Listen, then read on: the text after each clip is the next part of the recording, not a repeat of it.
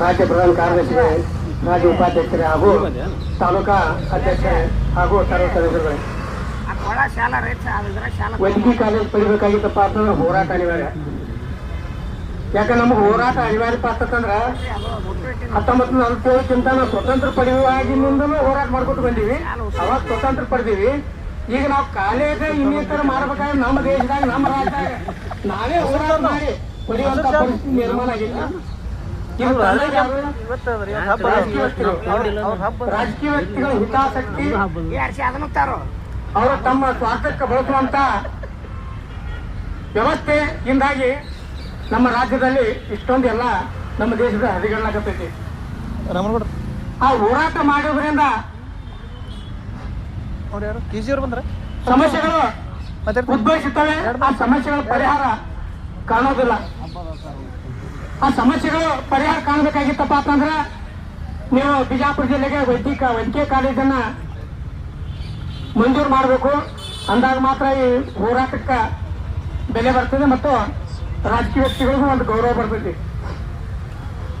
ಹೋರಾಟಪ್ಪ ಅಂತಂದ್ರೆ ಚಳವಳಿ ಆಗಾಗ ಅವಾಗ ನಾವು ಸ್ವತಂತ್ರ ಪಡೆಯುವಾಗ ರಕ್ತಸಿದ್ಧವಾಗಿ ಹೋರಾಟ ಮಾಡಿ ಸ್ವತಂತ್ರ ಪಡಿಬೇಕಾಗಿತ್ತು. ಈಗ ನಾವು ನಮ್ಮ ಯಾವುದೇ ಸವಲತ್ತುಗಳನ್ನ ಪಡಿಬೇಕಾದ್ರೂ ನಮ್ಮ ಪರಿಸ್ಥಿತಿ ಅಂತ ನಾವು ಹೋರಾಟ ಮಾಡಬೇಕು, ರಕ್ತ ಬಲಿಬೇಕು. ಇನ್ನಿತರ ವ್ಯವಸ್ಥಿತವಾಗಿ ನಾವು ಮಾಡಿದಾಗ ಮಾತ್ರ ಸವಲತ್ತುಗಳು ಪಡೆಯುವಂತಹ ಪರಿಸ್ಥಿತಿ ನಿರ್ಮಾಣವಾಗಿದೆ. ರಾಜಕೀಯ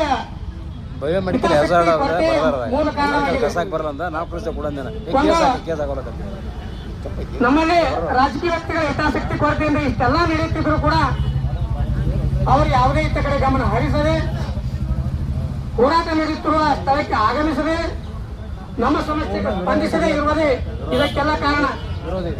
ಈಗ 45 ದಿವಸಗಳಿಂದ ಹೋರಾಟ ನಡೆದೈತಿ. 45 ದಿವಸ ಅಲ್ಲ, 365 ದಿವಸ ಆದ್ರೂ ಸದಕ್ಕೆ ಹೋರಾಟ ನಿಲ್ಲಂಗಿಲ್ಲ. 1 ವರ್ಷ ಕಾಲದ ಸದಕ್ಕೆ ಹೋರಾಟ ನಿಲ್ಲಂಗಿಲ್ಲ.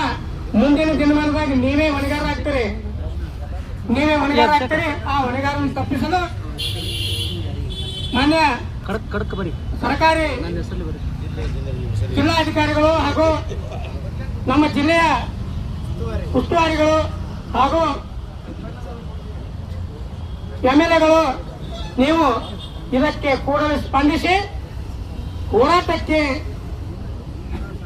ಕೈ ಬಿಡಲು ವೈದ್ಯಕೀಯ ಕಾಲೇಜನ್ನು ಮಂಜೂರು ಮಾಡಿಸಿ ಈ ಹೋರಾಟಕ್ಕೆ ಅಂತ್ಯ ಹಾಡಬೇಕಾಗಿ ತಮ್ಮಲ್ಲಿ ಮನವಿ ಮಾಡುತ್ತಾ ನೀವು ಹೋರಾಟದಲ್ಲಿ ಹತ್ತಿಕ್ಕುವಂತಹ ಕೆಲಸಗಳು ಆಗುವ